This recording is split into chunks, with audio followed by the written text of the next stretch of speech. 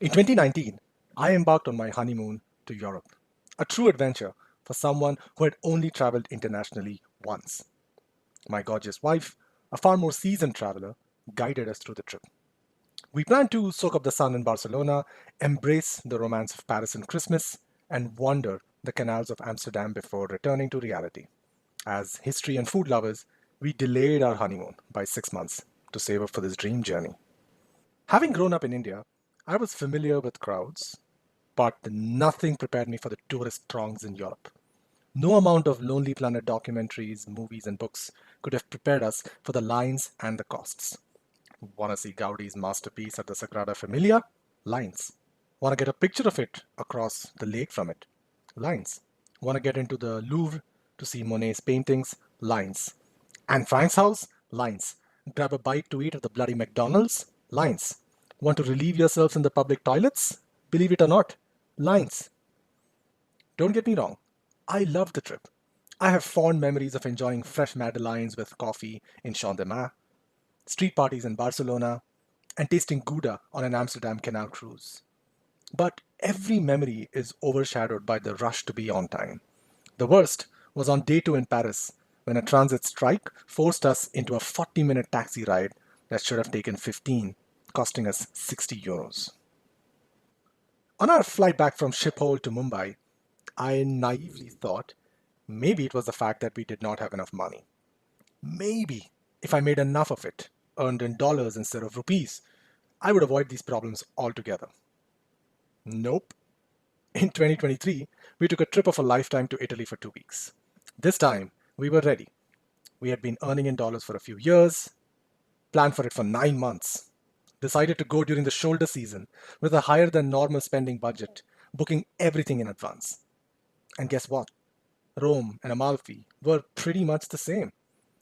Economics and demand and supply, combined with the post COVID revenge travel phenomena, meant that these cities were so hard to get, even when you're in them.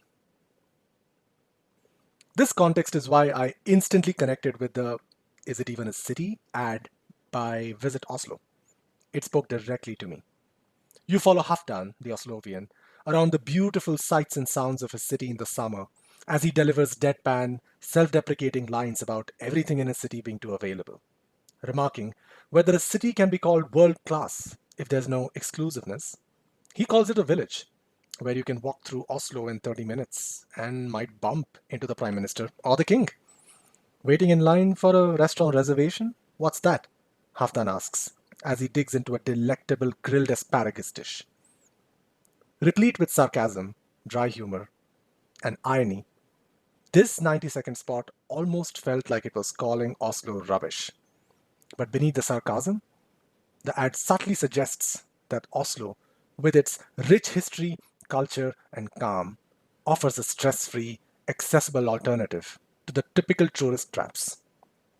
Today, let's go behind the scenes of this beautiful masterpiece of a tourism ad campaign and see what makes it so special. This is the Awesome Channel, where we break down the world's most remarkable and meaningful brand campaigns and what makes them so great. So do not forget to like, share, and subscribe for more content like this. Before diving deep into this ad campaign, let's take a step back and understand the broader context within which it lives. We will do that by understanding the category norms within the tourism advertisement, the target audiences, and some cultural observations. Tourism ad campaigns have been fairly formulaic in that they all show the unique selling points of the destination, blending multiple themes to appeal to a broader audience. There's nothing like Australia showcases surfing, the Great Barrier Reef, and the outback. 100% pure New Zealand showcases the pristine, untouched greenery of the country with a focus on their Maori heritage.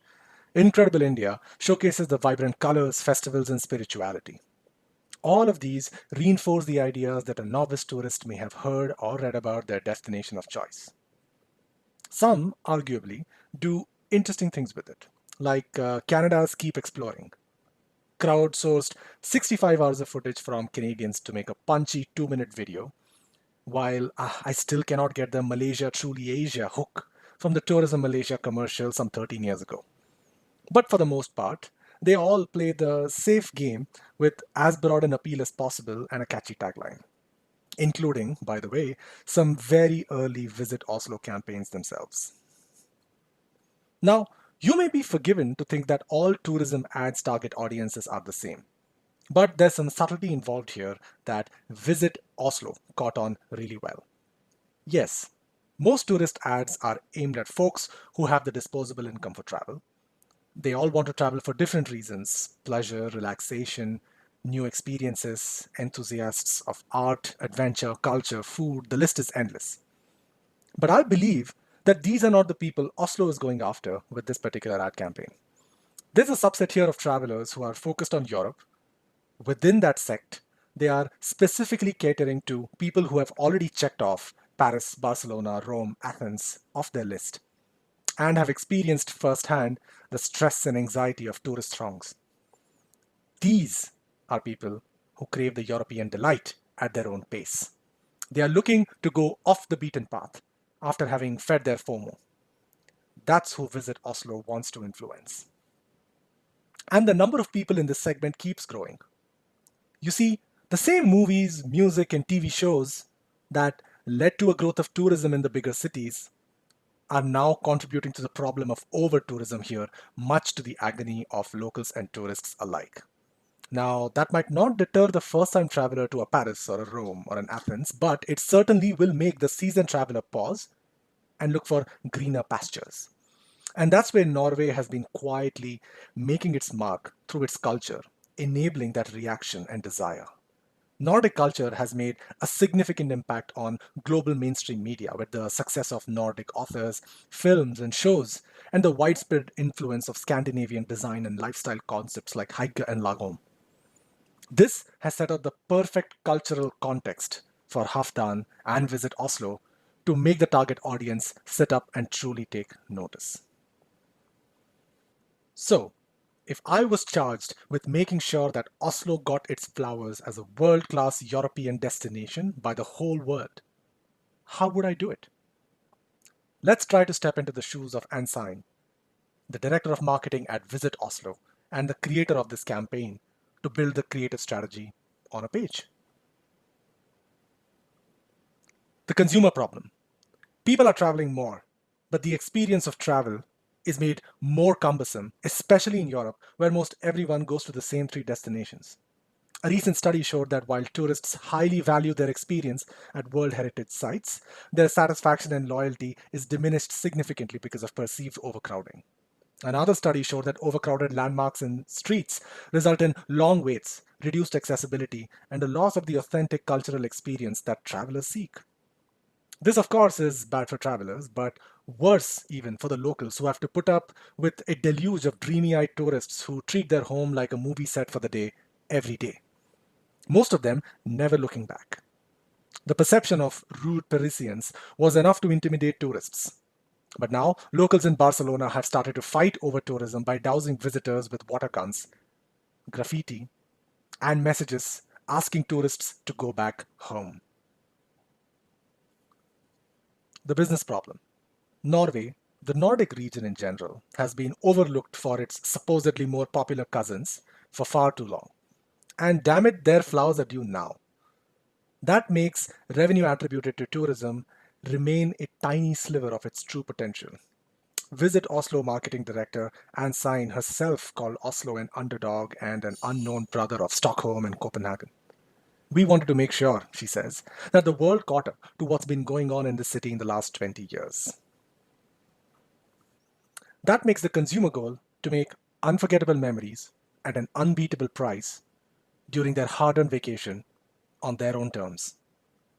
And if the business goal for Visit Oslo is to attract these exact consumers and make them see Oslo as the place to make unforgettable memories at an unbeatable price on their own terms, then the insight becomes that Oslo is for the travelers who want to have their cake and eat it too. Because it feels like, on some deep level, I'm compelled to speak highly about my Greek, Spanish, Italian vacation, despite the fact that it is overpriced, stressful, and often feels rushed. I waited 30 plus minutes in the freezing December cold to get into the Louvre, only to look at another 65-minute line to take a picture of the Mona Lisa and went, nope. This insight rang true. If the line to get into the art food experience is longer than the time I get to enjoy said art food experience, is it even worth it? Applying the 4 point strategy framework, we can see the creative strategy come together in front of our eyes. The problem statement is, how might we position Oslo as the European vacation tourists need and deserve? A place where the art, food, and history is equal to the best European destination worth its salt. There are two advantages. The first one is that over tourism is getting to the repeat European travelers who are now looking for a place where the best of their vacation is accessible to them at their own pace. And the second is the rise of Nordic culture through mainstream media and its immortalization in the cultural zeitgeist, making the insight as follows: that Oslo is for the travelers who want to have their cake and eat it too. Making the strategy to build and design a campaign that positions Oslo as the best kept tourist secret in Europe in a quintessentially Norwegian way. While every other tourism ad chooses to tell, not show, Visit Oslo chooses to show, not tell. The funny thing is, they tried to apply the same strategy once in a previous campaign.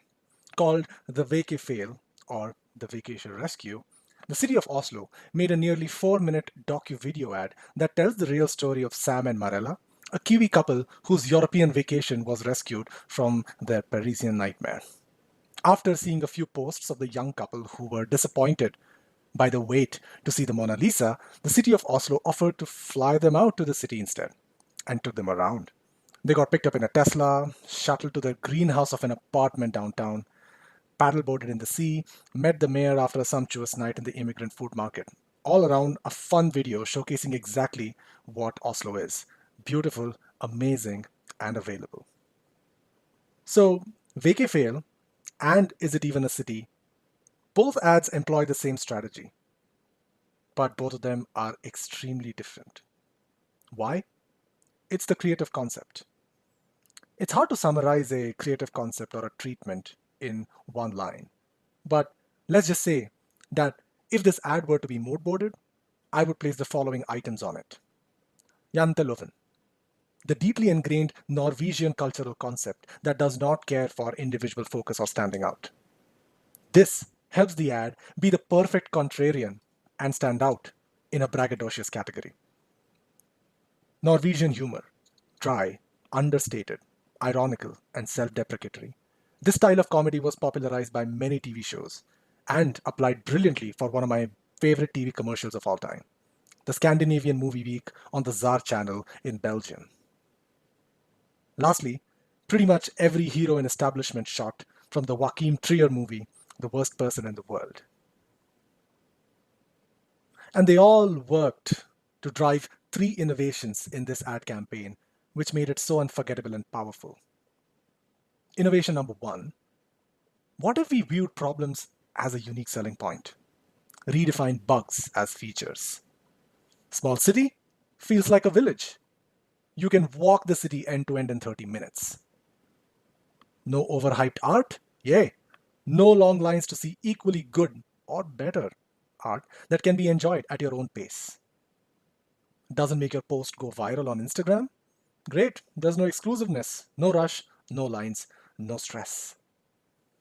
The second innovation was a smart way to deploy reactance theory.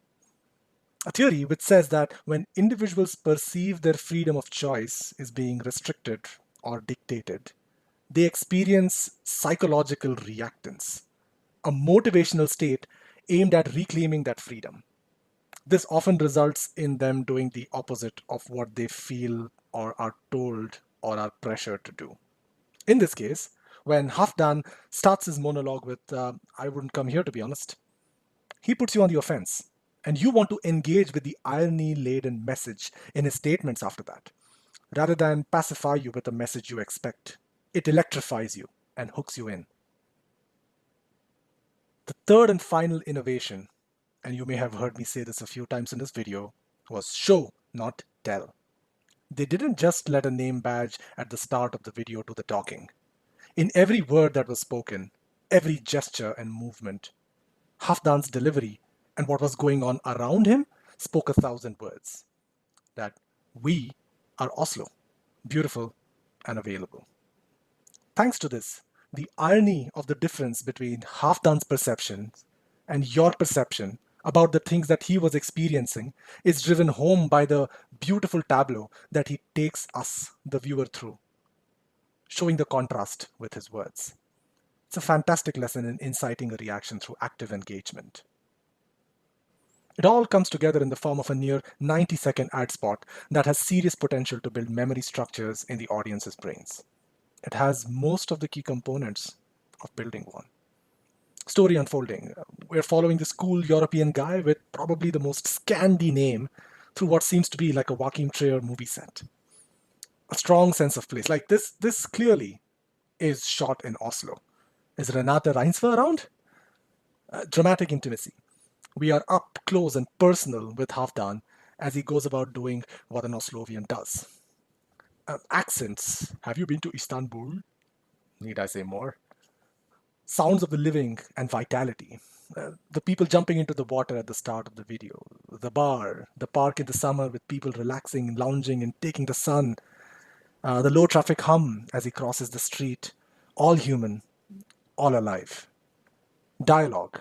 This is really special because even though it's a monologue, there are pauses in the ad, which invites you to fill in the spaces and react, or just take what was said as you try to reconcile his statements with what's going on around him in the frame. By the end of the ad, I was starting to scheme about how to incept the idea of a Norwegian vacation in my wife's mind, which meant that the ad did work on me. Hey, just because I analyze the ad campaigns doesn't mean they don't work on me. I'm probably not alone either. Since the ad featured and came out a month or so back, there's been an upsurge in arrivals in Oslo. It garnered 1 million views the day it dropped on X, formerly known as Twitter, and up to nearly 700,000 views on the YouTube video. Every once in a while, there comes an ad that makes you sit up and take notice. And not only is it a great concept, but also extremely effective. Visit Oslo's Is It a City campaign takes the cake. Not only is it artsy, creative, and dripping with concept, it manages to be endearing, colloquial, and accessible to the right audience. I thought I was done with Europe for a while, but along comes Halfdan and a small but lovable city of Oslo. Making you think and dream again is probably a good measure of whether a campaign is awesome. And I sure am dreaming of Oslo.